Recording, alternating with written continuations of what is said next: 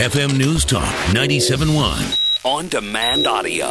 Joining me on the phone right now is Representative Michele Bachmann. She's been in the news recently. Well, she's always in the news. And I really enjoyed, Representative Bachmann, your back and forth with Anthony Weiner. Good afternoon to you.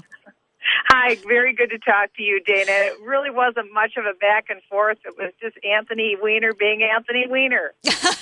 Well, I love that you consistently always try to set the left straight, and that when you give someone a tax break, that's not a gift. It's the money of the taxpayer. They're keeping their own cash that really the government has only a certain amount rightfully to take.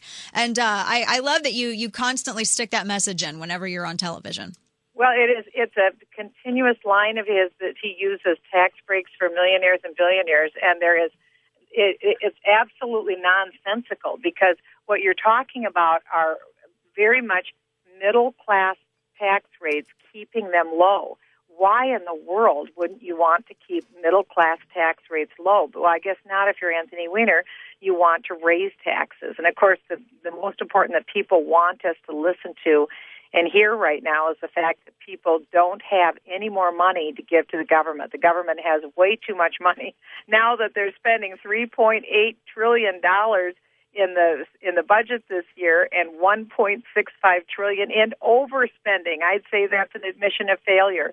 So we need to get our books to balance, and we can't do that if Anthony Weiner wants to continue to keep taxing the goose that lays the golden egg. Absolutely. And I know that you've been working overtime, drawing attention to the last time that you were on, we spoke about the $150 billion that was hidden in the health control bill in Obamacare.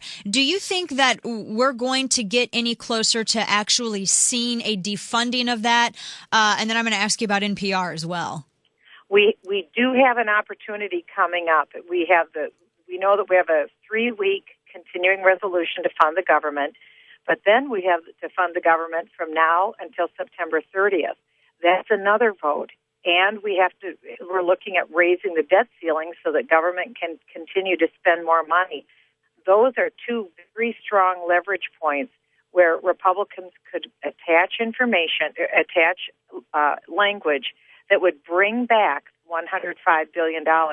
This is the time to have that fight, Dana, because as we know, we have the highest number of Americans recorded this week wanting us to repeal Obamacare, 62%. Obamacare passed almost a year ago on March 21st. In that time, there has never been a week when less than a majority of Americans want us to repeal this bill, and now more than ever. So when Speaker Pelosi famously said we have to repeal the bill to know what's in it, she wasn't kidding. We found out $105 billion was hidden in the bill to implement the bill. This is a fraud against the American people, and people want us to get that money back. Absolutely. Yesterday, the House voted to cut off funding for NPR. And it seems when you consider everything that's going on with Obamacare, and then when we see what's happening in individual states like Wisconsin, which are completely broke, but yet still trying to sock it to the taxpayer. And then here we have Democrats actually arguing to keep federal financing for an egregiously biased media outlet.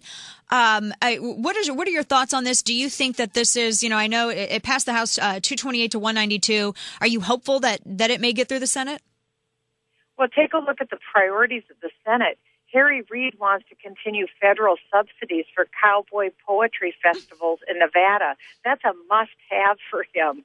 Here we are going bankrupt, and Harry Reid wants to continue his poetry festivals, as well as he wants to have continual federal funding of national public radio. The fact is there can be all sorts of projects that people deem near and dear to their heart, but does government really have to pay for them? I think what we're seeing is that we are looking at the current generation consuming not only what previous generations have built up and what the current generation is producing, but also what future generations will have to produce. That means a reduced standard of living for the next generation. I don't think we should continue this selfish bent that we're on. We need to act responsibly and not spend 1 cent more than what we take in. So therefore, if the Cowboy Poetry Festival has to go, I guess it has to go. Absolutely. I wanted to ask you, too, you have become an absolute favorite target for the left. And I always admire when you have elected officials, and you do this a lot. You don't care if you go on Fox. You don't care if you go on MSNBC. You go into the lion's den because you understand the importance of sowing the seeds of conservatism, liberty evangelism. You get it. And they love to target you. You blink wrong, and it's instantly like a headline news. And I know you spoke recently. You were with the New Hampshire Republicans, and this what strikes me as entertaining is that they will attack you. Progressives will attack you for a flub, completely excusing President Mr. 57 States Barack Obama. But I've seen a lot. I know the CBS affiliate in Boston has gone after you. Of course, all the lefty Mama's Basement bloggers have gone after you about the comment that you made where you said, "Oh, the shot heard around the world in Lexington and Concord," because everyone speaks perfectly all the time, don't they, Representative Bachmann? No one ever slips or does anything. Well, I certainly admit that I made a mistake. Massachusetts is where the battle occurred, but the people in New Hampshire are still proud of it. And that's what's exciting, right. Because when I was in New Hampshire, this is a liberty-loving state, and the people there are very smart people, and they are ever vigilant against tax increases. And the people of New Hampshire are my kind of people. I'm a former federal tax attorney. I spent my years practicing in the United States Federal Tax Court. I saw the devastation of high taxes on businesses and farms and families.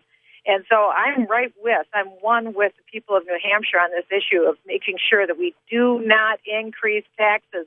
That's what I love about these people. They still are proud of that battle at Concord and Lexington. Absolutely. And it amazes me, too, that anyone in the media would focus so much on that, yet ignore the foreign policy flubs that we've seen from this administration. Oh, and then I can't forget the Secretary of State when she first met with Russia, and we had the restart button. I mean, we could do the gotcha stuff all day long, but the bottom line is, to me, it seems as though they're trying to set up endless distractions to keep from focusing on some of these egregious mistakes that we're seeing from the administration. First and foremost, ignoring the will of the people with the health control law, with these huge expenses like with NPR, Planned Parenthood, and the such, and I'm sure you feel the same as well.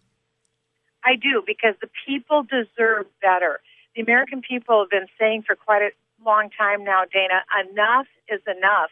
Federal government, would you please get out of education? Would you please get out of my health care decisions?